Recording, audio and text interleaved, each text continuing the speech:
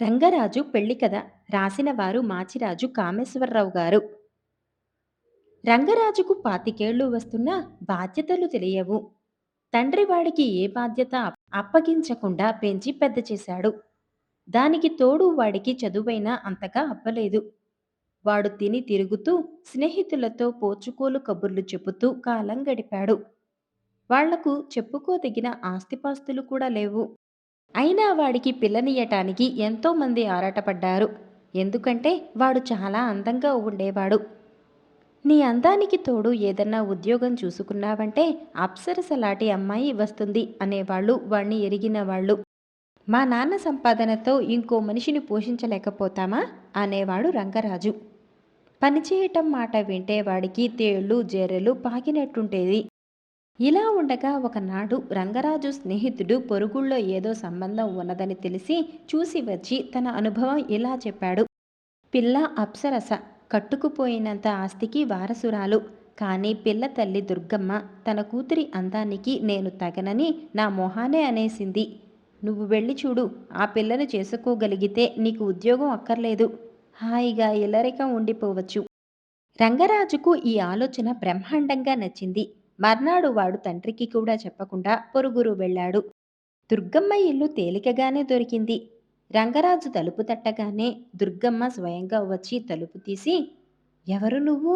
చూడబోతే మా రాణిని చూడటానికి వచ్చినట్టున్నావే అన్నది రంగరాజును ఏగాదిగా చూసి. ఆమె లావుపాటిది, విధవరాలు. రంగరాజు ఆమె మాటకు అంగీకరించినట్టు తల ఆడించాడు. అమ్మా రాణి, మరో అబ్బాయి వచ్చాడే అని దుర్గమ్మ కేకపెట్టింది. రాణి తాను చదువుకుంటున్న పుస్తకంతో యువతల్లికి వచ్చి మళ్ళీ పెళ్లి చూపులా అని విసుక్కుంది. రంగరాజు ఆ పిల్ల అందాన్ని చూసి కరిగిపోయాడు. మీ పేరు, ఊరు, చదువు, అలవాట్లు అంటూ ప్రశ్నల వర్షం కురిపించి సమాధానాలు చెప్పించుకుని రాణి లోపలికి వెళ్ళిపోయింది. ఇక నువ్వు వెళ్ళు బాబు, మా ఉద్దేశం తర్వాత తెలియచేస్తాం అన్నది దుర్గమ్మ రంగరాజుతో. ఆ ఇంటి వైభవము, రాణి అందచందాలు చూసినాక రంగరాజుకు తన అదృష్టంలో నమ్మకం చిక్కలేదు. కానీ వారం రోజుల తర్వాత దుర్గమ్మ ఎవరితోనో కబురు పంపింది. అబ్బాయి నచ్చాడు, ముహూర్తం పెట్టించండి అని. రంగరాజు ఎగిరి గంతు వేశాడు. రంగరాజుగాడి రొట్టె విరిగి నేతిలో పడిందని అందరూ అసూయపడ్డారు. కలిగిన సంబంధం, పిల్ల ఆస్తి అంతా మీదే, కట్నాలు కానుకలు అంటూ నోరు జారి సంబంధం చెడగొట్టుకోకండి అని అందరూ రంగరాజు తండ్రిని గట్టిగా హెచ్చరించారు. నెల తిరగకుండానే రంగరాజు పెళ్లి వైభవంగా జరిగిపోయింది. 4 రోజులుండి ఇతర బంధువులతో పాటు రంగరాజు తండ్రి కూడా వెళ్ళిపోయాడు. అత్తగారు తనను ఇల్లరికం ఉండిపోమ్మంటుందని రంగరాజు ఎంతో ఆనందపడ్డాడు. కానీ దుర్గమ్మ అలాంటిదేమీ అనకపోగా, ఇది విన్నావా అల్లుడు, మునసబు గారి రెండో అల్లుడు నెలకు 15 రోజులు అత్తవారింట్లోనే తిష్టవేసి గేదెలా మేస్తాడట, నేనైతే తన్ని తరిమేస్తాను అన్నది మాటల సందర్భంలో. రంగరాజుకు తల తిరిగినట్టయింది. అత్తకు తనను ఇల్లరికం ఉంచుకునే ఆలోచన ఏ కొశాన ఉన్నట్టు లేదు. వాడు 2 రోజులు ఆగి తెలివిగా దుర్గమ్మతో, ఈ పెద్దతనంలో మీరు ఒంటరిగా ఎలా ఉంటారు, మాతో పాటు వచ్చేయండి అన్నాడు. అదేం మాట, ఎవరు ఎక్కడ ఉండాలో అక్కడే ఉండాలి, గట్టిగా 50 నిండలేదు, అప్పుడే వయసు ఏం ముంచుకొచ్చింది, రేపు మంచి రోజు, మీరు బయలుదేరండి అన్నది దుర్గమ్మ ప్రయాణ సన్నాహాలు ఆరంభిస్తూ. విధిలేక రంగరాజు రాణిని తీసుకుని ఇంటికి వచ్చేశాడు. ఇన్నాళ్ళు ఒంటరివాడు గనుక ఏ చీకు చింత లేకుండా బతికేశాడు. ఇప్పుడు రాణి అతనికి నెత్తిమీద బరువుగా తోచసాగింది. తన భార్య ఖర్చులకు కూడా తండ్రిని డబ్బు అడగాలంటే రంగరాజుకు సిగ్గుగా ఉంటున్నది. కొంత డబ్బు తన దగ్గర ఉండటం అవసరం. అత్తగారి దగ్గర నుంచి ఏదో విధంగా కొంత డబ్బు రాబట్టాలి. ఏదైనా వ్యాపారం చేస్తాను, మీ అమ్మను అడిగి 5,000 పట్టుకురా అన్నాడు వాడు రాణితో. రాణి విరగబడినవి, ఇసక పిండితే నూనె బొట్లు రాలుతాయేమో కానీ మా అమ్మ చేతి నుంచి పైసా మాత్రం రాలదు అన్నది. అయినా ఆశ చావక రంగరాజు వ్యాపారం చేయటానికి తనకు 5,000 కావాలని ఎవరి ద్వారానో తన అత్తకు కబురు పంపాడు. పైసా లేని వాడికి వ్యాపారం ఎందుకు, చెత్త కుప్ప మీదకి చెత్తే వచ్చి పడుతోంది. లక్ష్మి కూడా డబ్బున్న వాడి దగ్గరికే వస్తుంది. ఉద్యోగం ఏదైనా చూసుకోమను, బంగారం లాంటి పిల్లనిచ్చాను, ఇక నా నుంచి ఏమీ ఆశించవద్దని చెప్పు అని దుర్గమ్మ రంగరాజు పంపిన మనిషితో అన్నది. ఈ వార్త చేరగానే రంగరాజు నవనాడులు కుంగిపోయాయి. ఇక తాను బద్దకించి లాభం లేదు. సంపాదించని మగాడు కట్టుకున్న భార్యకి కూడా లోకువైపోతాడు. బతికినంత కాలము ఎవరి మీదనో ఆధారపడి ఆత్మాభిమానం లేకుండా బతకటం చాలా నీచం. రంగరాజు నెల రోజుల పాటు దీక్షగా తిరిగి ఉద్యోగం సంపాదించాడు. ఇప్పుడు వాడికి జీవితం హాయిగా ఉన్నట్టు అనిపించింది. ఇదివరకు రోజు గడవటం చాలా నింపాదిగా ఉండేది. ఒక్కోసారి విసిగెత్తేది. ఇప్పుడు విసిగే లేదు, ఉత్సాహం వచ్చింది. రంగరాజు ఏడాది గడిచేసరికి తండ్రి అయ్యాడు. మనవరాలిని చూడటానికి దుర్గమ్మ వచ్చింది. మనవరాలి మెడలో బంగారం గొలుసు వేసి, అల్లుడు, నువ్వు మారావు. నాకు చాలా సంతోషంగా ఉన్నది. నువ్వు చూడటానికి అందంగా ఉన్నావు. నీ కుటుంబం మంచిదని వాకబు చేస్తే నువ్వు పరమ బద్ధకస్తుడివని, బాధ్యత ఎరుగని వాడివని తెలిసింది. బరువు మీద పడితే బాధ్యత అదే తెలుస్తుంది లెమ్మని నీకు పిల్లనిచ్చి చేశాను. నీ బద్ధకం వదలగొట్టటానికే డబ్బు విషయాల్లో అంత ఖచ్చితంగా ఉన్నాను. ఈ ఆస్తి నేనేం కట్టుకుపోతానా? ఇదంతా నీదే అన్నది. రంగరాజు ఆమెతో, నా సంపాదన మా కుటుంబం సుఖంగానే బతకటానికి చాలు. మీకు ముచ్చటగా ఉంటే మీకున్నది మీ మెనువరాలికి ఇచ్చుకోండి అన్నాడు ఆత్మవిశ్వాసంతో. బేతాళ కథలు లౌక్యం తెలిసినవాడు. పట్టువదలని విక్రమార్కుడు చెట్టు వద్దకు తిరిగి వెళ్లి చెట్టుపై నుంచి శవాన్ని దించి భుజాన వేసుకుని ఎప్పటిలాగే మౌనంగా శ్మశానం కేసి నడవసాగాడు. అప్పుడు శవంలోని బేతాళుడు, రాజా, నువ్వు ఈ విధంగా శ్రమపట్టటం చూస్తుంటే నీకు లౌక్యం తెలియదేమో అనిపిస్తున్నది. లౌక్యం తెలిసినవాడు వరహాల శ్రేష్ఠిలాగా అతిహీన స్థితి నుంచి మహోన్నత స్థితికి వస్తాడు. శ్రమ తెలియకుండా ఉండగలందులకు నీకు అతని కథ చెప్పుతాను విను అంటూ ఇలా చెప్పసాగాడు. ధర్మపురి రాజ్యంలోని ఒక గ్రామంలో వరహాలు అనే ఒక వైశ్య కుమారుడు వ్యాపారం చేసి జీవితం గడపాలని నిశ్చయించుకున్నాడు. చిల్లర వ్యాపారానికైనా కొంత మదుపు కావాలి కనుక అతను తన గ్రామంలోని వడ్డీ వ్యాపారి వద్ద కొంత అప్పు చేశాడు. కానీ వ్యాపారం అనుకున్నంత చురుకుగా సాగని కారణం చేత వరహాలు ఆ అప్పు గడువు లోపల తీర్చలేకపోయాడు. వడ్డీ వ్యాపారి అతన్ని డబ్బు కోసం తొందర పెట్టసాగాడు. వరహాలు అతనితో, త్వరలోనే దివాణం నుంచి మా వాసుదేవుడు వస్తున్నాడు. అతను రాగానే మీ బాకీ తీర్చేస్తాను అన్నాడు. వాసుదేవుడా? ఆయన నీకు తెలుసా అని ఆశ్చర్యంగా అడిగాడు వడ్డీ వ్యాపారి. తెలియకపోవటం ఏమిటి? వాడు నాకు చాలా దగ్గర బంధువు అన్నాడు వరహాలు. మరి నాకు ఎన్నాళ్ళు ఈ మాట చెప్పావు కావేమయ్యా? అప్పు తీరికగా తీర్చుదువులే కాని నే వస్తా అని వడ్డీ వ్యాపారి హడావిడిగా వెళ్ళిపోయాడు. వడ్డీ వ్యాపారి ప్రవర్తన వరహాలుకు వింతగా తోచింది. అయితే దానికి అర్థం ఏమిటో మర్నాడే తెలిసిపోయింది. మర్నాడు వడ్డీ వ్యాపారి ఒక కుర్రవాణ్ణి వెంటబెట్టుకు వచ్చి, ఇదిగో వీడు నా బావమరిది. మీ వాసుదేవుడికి చెప్పి వీడికి దివాణంలో ఏదైనా పని ఇప్పించు. ఈ పని చేశావంటే నీ బాకీ చెల్లు వేసేస్తాను అన్నాడు. వడ్డీ వ్యాపారి పొరపడ్డాడు. వరహాలు బంధువు వాసుదేవుడు అనేవాడు దివాణంలో ఏదో చిన్న పని చేస్తున్నాడు. కానీ అదే పేరు గల ఉన్నతాధికారి దివాణంలో ఒకడున్నాడు. ఆ ఉన్నతాధికారే వరహాలకు బంధువనుకున్నాడు వడ్డీ వ్యాపారి. వరహాలు బంధువుకు ఉద్యోగాలు ఇప్పించే తాహుతు లేదు. వడ్డీ వ్యాపారి పొరపడ్డాడని తెలియగానే వరహాలు బుర్రలో ఒక ఆలోచన మెరిసింది. ఇతని పొరపాటును నిజం చేస్తే తన బాకీ రద్దు కావటమే కాక ఊళ్ళో తన పరపతి పెరుగుతుంది. సరే, ప్రయత్నిస్తాను, రేపు కనిపించండి అని వరహాలు వడ్డీ వ్యాపారిని పంపేసి ఆ రోజే దివాణానికి వెళ్లి తన బంధువైన వాసుదేవుణ్ణి కలుసుకుని దివాణంలో పనిచేసే పెద్ద పెద్ద ఉద్యోగులందరి పేర్లు, హోదాలు, వాళ్ళ జీవితాల తాలూకు వివరాలు ఒక పుస్తకంలో రాసుకున్నాడు. తర్వాత వరహాలు వాసుదేవుడి కచేరీకి వెళ్లి అక్కడి వాళ్లతో, నన్ను మండలాధికారి వీరవర్మ గారు పంపించారు. వారి బంధువుకు ఏదో ఉద్యోగం వేయించాలట. నేను వాసుదేవుడు గారిని కలుసుకోవాలి అన్నాడు. వరహాలకు వాసుదేవుడి గారి దర్శనం వెంటనే దొరికింది. వీరవర్మ పేరు చెప్పగానే ఆయన, అలాగే చేస్తానని చెప్పు. ఉద్యోగం కావలసిన కుర్రవాణ్ణి రేపు నా వద్దకు పంపమను అన్నాడు. వడ్డీ వ్యాపారి బావమరిదికి మర్నాడే దివాణంలో ఉద్యోగం దొరికింది. వరహాలు నిమిషాల మీద దివాణంలో ఉద్యోగం ఇప్పించగలిగాడన్న మాట ఊరంతా పొక్కిపోయింది. అతనికి దివాణంలో గొప్ప గొప్ప అధికారుల దగ్గర పలుకుబడి ఉందని పుకారు పుట్టింది. అందరూ అతని స్నేహం కోసం, సహాయం కోసం ఎగబడ్డారు. ఉద్యోగాలు కావలసిన వాళ్ళు, దివాణంలో పనులు అనుకూలంగా చేయించుకోగోరిన వారు, వరహాలు అడగకుండానే అతనికి కానుకలు అర్పించి విజ్ఞాపనలు చేసుకోసాగారు. కనక వర్షం ఆరంభమైంది. వరహాలు శెట్టికి లౌక్యం తోడ్పడింది.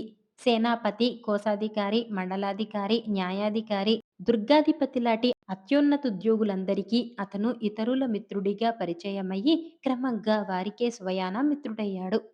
అతను ఎంతో మంది వ్యాధ్యాలలో అనుకూలం చేశాడు. ఎందరికో ఉద్యోగాలు ఇప్పించాడు.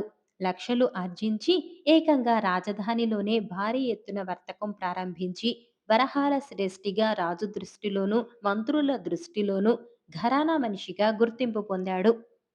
ఏ గొప్పవాడి ఎంట ఏ అక్కర జరిగినా వరహాల శ్రేష్ఠి ఇచ్చే కానుకలు ప్రశస్తంగా ఉండేవి.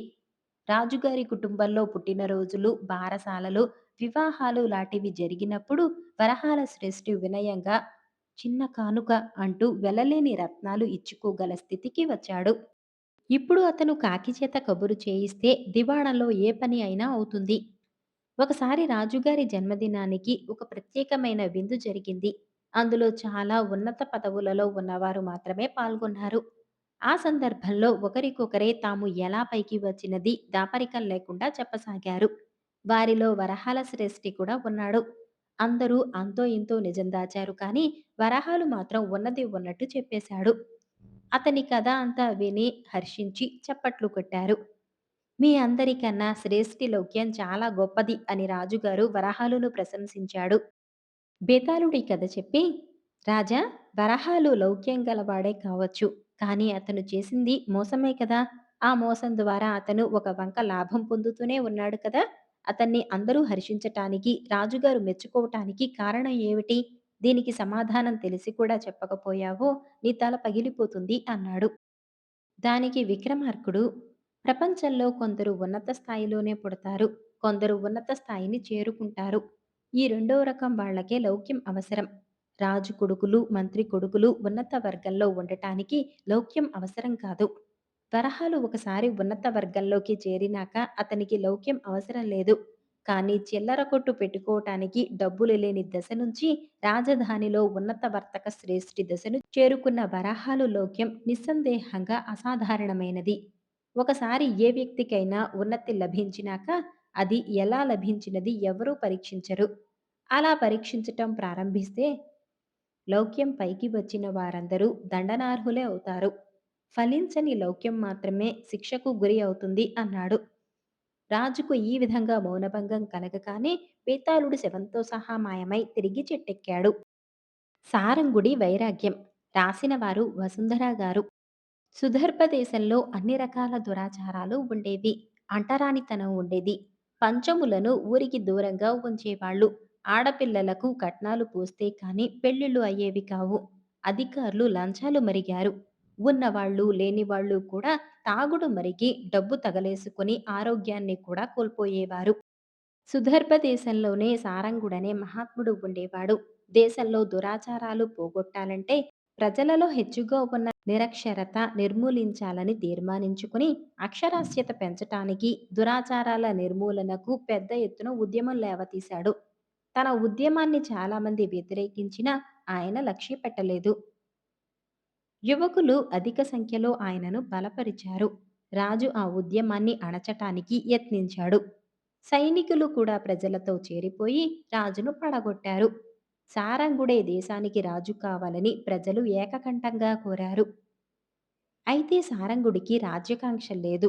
అతను తన అనుచరులలో ముఖ్యుడైన చరితార్థుడు అనేవాణ్ణి రాజుగా చేసి ప్రజలలో ఎలాంటి దురాచారాలు తల ఎత్తకుండా చూసుకోవాలో చెప్పి తపస్సు చేసుకుంటానని అడవులకు వెళ్ళిపోయాడు. ఆయన అడవులలో ఆశ్రమం కల్పించుకుని 15 ఏళ్లు గడిపినాక సుదర్భదేశం ఇప్పుడెలా ఉన్నదో తెలుసుకోవాలి అనిపించింది. సారంగుడు చరితార్థుడి వద్దకు ఒక శిష్యుణ్ణి పంపి తనకు దేశ పరిస్థితిని చూడాలని ఉన్నట్టు కబురు చేశాడు. ఈ కబురు అందగానే చరితార్థుడు ఒక రథం మీద తానే సారంగుడిని చూడవచ్చాడు. సారంగుడు తన ఆశ్రమాన్ని శిష్యులకు అప్పగించి చరితార్థుడి వెంట రథంలోకి వెళ్ళా చరితార్థుడి వెంట రథంలో వెళ్ళాడు. సుదర్భ దేశంలో సారంగుడికి గొప్ప స్వాగతం లభించింది. సారంగుడు పర్యటన చేసేటప్పుడు చరితార్థుడు ఆయన వెంటనే ఉన్నాడు. సారంగుడు కారాగారానికి వెళ్లి అక్కడ ఉన్న ఖైదులను చూసి వివరాలడిగాడు. వారిలో కట్నాలు తీసుకున్నవారు, తాగిన వాళ్ళు, లంచం తీసుకున్న ఉద్యోగులు, ఇతర నేరాలు చేసిన వాళ్ళు ఉన్నారు. రాజభటులు 1000 కళ్లతో నేరస్తులను పట్టుకుంటున్నారు. అందుచేత నేరాలు చేసి శిక్ష పడకుండా తప్పించుకోవటం కష్టమైపోతున్నది అన్నాడు చరితార్థుడు. వీళ్ళు ఎంతకాలంగా కారాగృహంలో ఉన్నారు అని సారంగుడు అడిగాడు. మీ ఆశయాలను దృష్టిలో పెట్టుకుని శిక్షలు మరీ కఠినంగా ఉండకుండా చూస్తున్నాం. ఇలాంటి నేరాలకు 6 మాసాలు మించి శిక్ష ఉండదు. వీళ్ళు ఇక్కడికి వచ్చి వారం రోజులు అవుతుందనుకుంటాను అన్నాడు చరితార్థుడు. సారంగుడు ఉలిక్కిపడి ఇక ఇక్కడి నుంచి వెళ్ళిపోదాం అన్నాడు. ఆ తర్వాత ఇద్దరూ ఒక కళ్యాణ భవనంలోకి వెళ్లారు. కులాంతర వివాహాలు చేసుకునే వారికే ఈ భవనంలో సదుపాయాలుంటాయి. వర్ణాంతర వివాహాలను ప్రోత్సహించటానికి ఈ భవనం నిర్మించాం. ఇప్పటికీ ఇందులో 100కు పైగా పెళ్లిళ్లు జరిగాయి. ప్రతి వివాహానికి 1000 వరహాలు బహుమతి ఇస్తుంటాను. 10 రోజుల క్రితమే ఇందులో ఆఖరి పెళ్లి జరిగింది. ఇలా చరితార్థుడు ఉత్సాహంగా ఒక్కొక్కటే చెప్పుకుపోతుంటే సారంగుడు కళ్ళు తుడుచుకున్నాడు. అవి ఆనంద బాష్పాలు కాబోలుననుకున్నాడు చరితార్థుడు. అక్కడ్నుంచి ఇద్దరూ క్రీడా స్థలాలకు వెళ్లారు. అక్కడ ఎందరో ఆడుతున్నారు. మహాత్మా, చూశారా, మీరు కోరిన మార్పు ఈ దేశంలో ఎంత త్వరగా వచ్చిందో అన్నాడు చరితార్థుడు. ఏమిటా మార్పు అని సారంగుడు అడిగాడు. ఇక్కడ ఆడుకునే వారిలో అగ్రవర్ణులతో పాటు పంచములు కూడా ఉన్నారు అన్నాడు చరితార్థుడు. వీరిలో పంచములున్నారని నీకెలా తెలుసు అని సారంగుడు అడిగాడు ఆశ్చర్యపోయి. ఇక్కడ సవర్ణులు, పంచములు ఆడుకోవాలి. అందుకే ఈ స్థలం ఏర్పాటు చేసి అంటరానితనాన్ని నిర్మూలిస్తున్నాం. తేడా తెలియటం కోసం అగ్రవర్ణులు నీలం రంగు దుస్తులు, పంచములు పచ్చ దుస్తులు ధరించి కలిసి ఆడుకుంటారు అన్నాడు చరితార్థుడు. ఆ మాటలు వింటూనే సారంగుడి కళ్ళు నీళ్లు కమ్మి ఎటు చూసినా ఆయనకు ఏమీ కనపడలేదు. రేపు మనం దేశ పర్యటన ఆరంభిద్దాం అన్నాడు చరితార్థుడు. చూసినది చాలు. నాలో పర్యటన చేయాలన్న కోరిక నశించింది. నా తిరుగు ప్రయాణానికి ఏర్పాటు చెయ్యి అన్నాడు సారంగుడు. అదేమిటి స్వామి అన్నాడు చరితార్థుడు ఆశ్చర్యంగా. దేశంలో పంచములనే మాట వినబడరాదన్నాను. అంటరానితనం ప్రజలకు ఇంకా తెలియటము, వారితో కలిసి తిరగటం, ఇంకా గొప్పగా భావించటము జరుగుతున్నది. వర్ణాంతర వివాహాలకు ప్రభుత్వం బహుమానాలిస్తుందంటే ప్రజలు అలాంటి వివాహాలను ఇంకా ప్రారంభించలేదన్నమాట. కట్నాలు, తాగుడు, లంచగొండితనము ప్రజలలో ఇంకా పోలేదు. అందుకే వారికి శిక్షలు పడుతున్నాయి.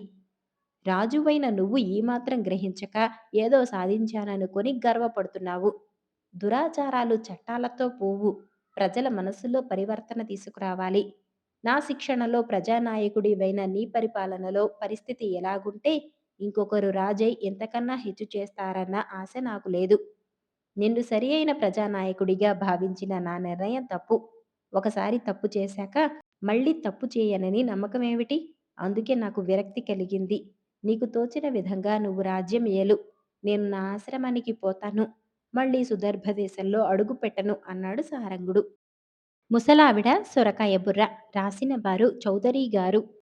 చాలా కాలం క్రితం ఒక ఊళ్ళో ఒక ముసలావిడ ఉండేది. ఆమెకు పుట్టెడు గూని ఉండేది. ఆ ముసలావిడ 2 కుక్కలను పెంచేది. వాటిని లింకు, లిటుకు అంటూ ముద్దుగా పిలిచేది. ఒకసారి ఆ ముసలావిడకు తన మనవరాలిని చూడాలనిపించింది. మనమరాలి ఊరికి వెళ్ళాలంటే అడవి దాటి వెళ్ళాలి. ముసలిదాన్ని నన్నెవరేం పీక్కు తింటారు అని బయలుదేరింది. వెళ్లే ముందు తన కుక్కలను పిలిచి, నేను లేనని ఊరు పట్టుకు తిరగకండి, ఇంటి పట్టునే ఉండండి అని చెప్పింది. సరే అంటూ లింగు లిటుకు తలలూపాయి. ముసలావిడ బయలుదేరింది. కర్రపోటు వేసుకుంటూ అడవిదారిలో నడవసాగింది. 4 అడుగులు వేసిందో లేదో ఎక్కడ్నుంచో వచ్చి ఒక నక్క ఆమెకు అడ్డంగా నించుంది. నక్కను చూసి ముసలావిడ ఒక బోసి నవ్వు నవ్వింది. 10 రోజుల నుంచి ఆకలితో నకనకలాడిపోతున్నాను. దేవుడు పంపినట్లు వచ్చావు. నిన్ను తినేసి 3 రోజుల పాటు హాయిగా నిద్రపోతాను అంది నక్క. ముసలావిడకి కాళ్లలో వణుకు పుట్టింది. తెలివిగల ఘటం కాబట్టి వెంటనే సర్దుకుంది. నన్ను సరిగా చూడు. నా ఒంట్లో చెటాకు మాంసం లేదు. గిద్దెడు నెత్తురు లేదు. నన్ను తింటే నీ ఆకలి తీరదు. 4 రోజులు ఓపిక పట్టు. నా మనవరాలి ఇంటికి వెళ్ళి బాగా తిని బలిసి వస్తాను. నా కోసం ఇక్కడే కనిపెట్టుకొని ఉండు. అప్పుడు నన్ను తిందువు గాని అంది. నక్క కాసేపు ఆలోచించింది. చివరికి సరే నీ మాట నమ్మి నిన్ను వదిలిపెడుతున్నాను. బాగా తిని బలిసి రావాలి అంటూ చెట్లలోకి వెళ్ళిపోయింది. హమ్మయ్య! గండం గడిచింది అనుకుంటూ ముసలావిడ ముందుకు సాగింది. కాస్త దూరం నడిచిందో లేదో పెద్దగా గాండ్రిస్తూ ఒక పులి వచ్చింది. ముసలావిడను చూడగానే పులికి నోట్లో నీళ్లూరాయి. నరమాంసం తిని 4 నెలలైంది. నిన్ను వదలను, కమ్మగా భోంచేస్తాను అంది పులి. పులి మాటలు వినగానే ముసలావిడకు ప్రాణం పోయినంత పనైంది. అయితే వెంటనే తేరుకుంది. చూడు పులిరాజా, ఎముకల పోగులాగా ఉన్న నన్ను తింటే నీకు రుచి పచి ఉండదు. నేను నా మనవరాలింటికి వెళుతున్నాను. అక్కడ ముప్పొద్దులా సుష్టుగా తిని వంటికి కాస్త కొవ్వు పట్టించుకుని వస్తాను. అందాక నా కోసం ఇక్కడే వేచి ఉండు. అప్పుడు నీకు నేను నోటికి హితవుగా ఉంటాను అంది. కళ్ళల్లో ప్రాణాలు పెట్టుకున్న ఆ ముసలావిడను చూశాక పులికి ఆ మాటలు నచ్చాయి. సరే, ఇక్కడే నీకోసం కాచుకొని ఉంటాను అంటూ వెళ్ళిపోయింది. బ్రతుకు జీవుడా అనుకుంటూ ముసలావిడ ముందుకు కదిలింది. కర్ర ఊతంతో మెల్లిగా నడుస్తూ అడవికి చివరకు వచ్చేసింది. ఎలాగో అలాగా అడవి దాటినట్టే అనుకుంటూ ఆయాసం తీర్చుకోటానికి కాసేపు ఒక చెట్టు కింద చతికిల పడింది. చెట్టు మించి ఒక ఎలుగుబంటి ఆమె ముందుకు దూకింది. ముసలావిడను చూస్తూనే లొట్టలు వేసింది. నిన్ను ఇప్పుడే తినేస్తాను అంటూ ఆమె మీద పడబోయింది. ఆగు, తొందరపడకు. నన్ను చూడు ఎలా ఎండిపోయి ఉన్నానో. నన్ను తింటే నీకు పళ్ళు నొప్పులు తప్ప ఆకలి తీరదు. కాస్త ఓపిక పట్టు. అదిగో ఆ కనిపించేదే నా మనవరాలి ఊరు. నేను అక్కడికే వెడబోతున్నాను. అక్కడ 4 రోజుల పాటు బాగా తిని రుబ్బురోలుగా తయారయ్యి వస్తాను. అప్పుడు నన్ను తిందువు గాని అంది ముసలావిడ. ఎలుగుబంటి కాసేపు బుర్రగోక్కుంటూ ఆలోచించింది. తర్వాత ముసలావిడ కళ్ళల్లోకి చూస్తూ, సరే అలాగే కాని, నీకోసం ఎదురు చూస్తూ ఈ చెట్టు మీదే ఉంటాను. నువ్వు మటుకు బాగా తిని బలిసి రావాలి అంది. తప్పకుండా వస్తాను అంటూ ముసలావిడ అడవి దాటింది. మనవరాలి ఇంటికి వెళ్ళింది. అక్కడ రోజు మిఠాయిలు, పెరుగు, నెయ్యి విసుగు విరామం లేకుండా తింది. దాంతో ఆవిడ బాగా లావైంది. ఇంకా తింటూ కూర్చుంటే ఫట్మని పేలిపోతుందేమోనని ముసలావిడకు భయం పట్టుకొచ్చింది. అందుకే ఇహ నేను మా ఊరు పోతాను. ఎంత లావు శరీరాన్ని మోసుకుంటూ నడవలేను. దొర్లుకుంటూ పోతాను. అయితే తోవలో నా కోసం ఎలుగుబంటి, పులి, నక్క ఆవురావురుమంటూ ఎదురు చూస్తున్నాయి. ఏదో ఒకదాని నోట్లో పడి చావక తప్పదు అంటూ ముసలావిడ కళ్ళనీళ్లు పెట్టుకుంది. నువ్వు బెంగ పెట్టుకోకు. నిన్ను మీ ఊరు క్షేమంగా చేర్చే పూచి నాది అంది మనవరాలు. తర్వాత ఆ అమ్మాయి అడవిలోంచి ఒక రాక్షసి సొరకాయ బుర్రను తెప్పించింది. ముసలావిడను దాంట్లో పడుకోమంది. ఆవిడ కింద మీద పడి ఎలాగైతేనేం ఆ సొరకాయ బుర్రలో ఇరికింది. తోవలో తినటానికి ఇన్ని ద్రాక్ష పళ్ళు ఆ సొరకాయ బుట్టలో పెట్టింది మనవరాలు. తర్వాత దాని మూతి మందపాటి బట్టతో మూసేసింది. ఆ బుర్రను అడవి అంచుకు దొర్లించుకుంటూ వెళ్ళింది. అక్కడ దాన్ని గట్టిగా ఒక తాపు తన్నింది. వెంటనే ఆ బుర్ర గునగున దొర్లుకుంటూ అడవి తోవలో పోసాగింది. ముసలావిడ హాయిగా పాటలు పాడుకుంటూ సొరకాయ బుర్రలో దొర్లుకుంటూ పోసాగింది. కొంత దూరం పోగానే ముసలావిడ కోసం ఆపగా ఎదురుచూస్తున్న ఎలుగుబంటి ఎదురైంది. దానికి ముసలావిడ కనిపించలేదు కానీ దొర్లుకుంటూ పోతున్న సొరకాయ బుర్ర కనిపించింది. సొరకాయ బుర్రను ఆపి అటూ ఇటూ దొర్లించింది. ఏమీ కనిపించలేదు. ముసలావిడ పాట మటుకు వినిపించింది. సొరకాయ బుర్రలోంచి ముసలావిడ ఇలా అన్నది. బాగా బలిసిన ముసలావిడ ఎప్పుడో వెళ్ళిపోయింది అని. బాగా బలిసిన ముసల్ది ఇంటికి పోయిందని వినిపించగానే ఎలుగుబంటికి ఎక్కడలేని కోపం వచ్చింది. ఆ కోపంతో సొరకాయ బుర్రను సాచి ఒక్క తన్ను తన్నింది. వెంటనే సొరకాయ బుర్ర దొర్లుకుంటూ ముందుకు పోయింది. అలా సొరకాయ బుర్ర దొర్లుకుంటూ పోతూనే ఉంది. ఇంతలో హఠాత్తుగా పులి వచ్చి సొరకాయ బుర్రకు ఎదురుగా నించుని దాన్ని ఆపింది. పులికి పాట వినిపిస్తోంది కానీ మనిషి కనిపించటం లేదు. ముసల్ది ఇంటికి చేరింది అని వినగానే కోపంతో గట్టిగా గాండ్రించింది. ఈ పనికిరాని సొరకాయ బుర్ర నాకెందుకు అని దాన్ని బలంగా ఒక్క తన్ను తన్నింది. సొరకాయ బుర్ర వేగంగా దొర్లుకుంటూ ముందుకు పోయింది. ఏహ ఊరు దగ్గర పడ్డట్టే అని హాయిగా నిట్టూర్చింది ముసలావిడ. ఇంతలో నక్క వచ్చి సొరకాయ బుర్రకు ఎదురుగా నించుంది. పాటను అది శ్రద్ధగా వింది. మనిషి కోసం అటూ ఇటూ చూసింది. ఎక్కడా కనిపించలేదు. ఆ ముసల్ది ఈ సొరకాయ బుర్రలోనే దాక్కొని ఉంటుంది. ప్రపంచంలోని జిత్తులన్నీ తెలిసిన నాకే టోకరా ఇద్దామనుకుంటోంది అనుకుంటూ ఆ సొరకాయ బుర్రను గోళ్లతో గీకి, పళ్లతో పీకి పగలగొట్టింది. దాంతో ఆ బుర్రలో ఉన్న ముసలావిడకు బయటకు రాక తప్పలేదు. భలే బలిశావు. నిన్ను చూస్తుంటే నోరూరిపోతుంది. ఇహ నన్ను కప్పి పారిపోలేవు. నిన్నిప్పుడే తింటాను అంటూ ముసలావిడ మీద పడింది. ముసలావిడ ప్రాణం మీద ఆశ వదులుకుంది. ఎలాగో తంటాలు పడి గొంతు పెగిల్చుకొని నక్కతో ఇలా అంది. నన్ను నువ్వు నిక్షేపంగా తినవచ్చు. అసలు నేను అందుకే కదా వచ్చింది. అయితే ఒక్క మనవి. చచ్చే ముందు దైవ ప్రార్థన చేసుకుని చచ్చిపోవటం మా ఆచారం. ఒక్కసారి నా ఇష్టదైవాన్ని ప్రార్థించుకుంటాను. సరే, ఏ దేవుణ్ణి తలుచుకుంటావో నీ ఇష్టం. అదేదో తొందరగా కాని అంది నక్క. ముసలావిడ నక్కకు కొంచెం దూరంగా వెళ్ళింది. కళ్ళు మూసుకుంది. లింగూలిటుకు రండి, మీ అమ్మను తీసుకుపోండి అంటూ గట్టిగా అరిచింది. ఆ అరుపు లింగూలిటుకులకు వినిపించింది. అవి భీకరంగా అరుస్తూ క్షణాల మీద ముసలావిడ దగ్గరకు వచ్చాయి. వాటిని చూస్తూనే నక్క హడలిపోయింది. ప్రాణాలు అరచేతిలో పెట్టుకుని పారిపోయింది. ముసలావిడ లింగూలిటుకులను ప్రేమగా దువ్వింది. వైణికుడు జయధర్, రాసినవారు ఏసి సర్కార్ గారు. గుణధరుడు గొప్ప వీణా విద్వాంసుడు. ఆ మండలంలో అతనికి సాటి రాగల వైణికుడుండేవాడు కాదు. జమీందారు తన ఇంట ఏదన్నా అక్కరపడినప్పుడల్లా గుణధరుడి చేత విధిగా వీణ కచేరీ చేయించేవాడు. ఇతర సమయాల్లో కూడా ఆయన తన బంధుమిత్రుల వినోదం కోసం గుణధరుడి చేత వీణ వాయింపచేసి ఆనందించేవాడు. గుణధరుడి యవ్వనమంతా దేశ సంచారాల్లో గడిచిపోవటం చేత అతను పెళ్లాడి స్థిరపడటానికి కొంతకాలం పట్టింది. తర్వాత అతనికి జయధరుడనే కొడుకు పుట్టాడు. జయధరుడి మూడో ఏట అతని తల్లి హఠాత్తుగా చనిపోయింది. ఆ తర్వాత అతన్ని సాకటానికి అతని పెత్తల్లి సహాయపడింది. ఆమె వితంతువు. జయధరుడికి తండ్రే సంగీత శిక్షణ ఇచ్చాడు. అయితే గుణధరుడు అస్తమానము సంగీత సభలకు, సమ్మేళనాలకు పోతూ ఉండటం చేత జయధరుడి బాధ్యత ఎక్కువగా అతని పెత్తల్లే వహించేది. వారి కుటుంబం అంత ఆర్థికంగా ఉన్నత స్థితిలో కూడా లేదు. ఎందుకంటే గుణధరుడు తన సంపాదనలో నుంచి కొంత వెనుక వేసుకునే ఆలోచన చేయక చేతిలో ఉన్నదంతా తన మిత్రులైన కళాకారుల కోసం ఖర్చు చేసేశాడు.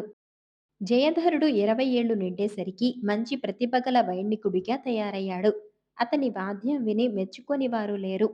కానీ అతని తండ్రి గుణధరుడు మాత్రం ఎంతమంది నిన్ను మెచ్చుకోని కానీ నీ వాద్యం ఇంకా పరిపక్వం కాలేదు.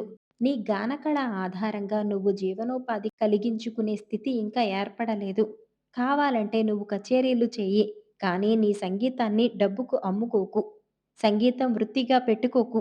ఆ పని ఎప్పుడు చేయవచ్చునో నేను చెబుతాను అన్నాడు. జయధరుడికి తండ్రి మాట మీద ఎంతో గురి. అందుచేత తండ్రి చెప్పినప్పుడే వైణిక వృత్తి చేపడతానని అతను తండ్రి కాళ్ళు తాకి ప్రమాణం చేశాడు. కాలం గడిచింది. జయధరుడు వీణ కచేరీలు చేయటానికి సంచారం వెళ్ళి ఉన్న సమయంలో గుణధరుడు కన్నుమూశాడు. జయధరుడు తిరిగి వచ్చి తండ్రి ఆఖరి ఘడియలలో తాను దగ్గర లేకపోయినందుకు చాలా బాధపడ్డాడు. తర్వాత అతను తన తండ్రి చిత్తరువును ఎత్తుపీట మీద గోడకు ఆనించి పెట్టి దాన్ని పూలతో పూజ చేస్తూ ఎదురుగా కూర్చొని వీణావాదన సాధన చేసుకుంటూ వచ్చాడు. అతని వాయింపు విన్నవాళ్ళు అతను తండ్రిని మించాడన్నారు. పాట కచేరీల ద్వారా అతని ఖ్యాతి నానాటికి వృద్ధి అవుతున్న కొద్దీ ఆర్థికంగా అతని పరిస్థితి హీనం కాసాగింది. ఒక్కొక్కసారి అతను పస్తులుండటం కూడా జరిగింది. పాట కచేరీలు చేసేవాడివి ప్రతిఫలం ఎందుకు తీసుకోవు అని జమీందారు అతన్ని అడిగాడు. మా నాన్నగారి అనుమతి లేదు. ఆయన నన్ను సంగీతం వృత్తిగా పెట్టుకోవద్దన్నారు. అంతగా అయితే శరీర శ్రమ చేసి పొట్టపోసుకుంటాను అన్నాడు జయధరుడు. అతను తండ్రి దగ్గర చేసిన ప్రమాణం అందరూ ఎరిగినదే. ఇప్పుడు తండ్రి బతికి ఉంటే తప్పక అతన్ని వైణిక వృత్తి చేపట్టమని ఉండేవాడే.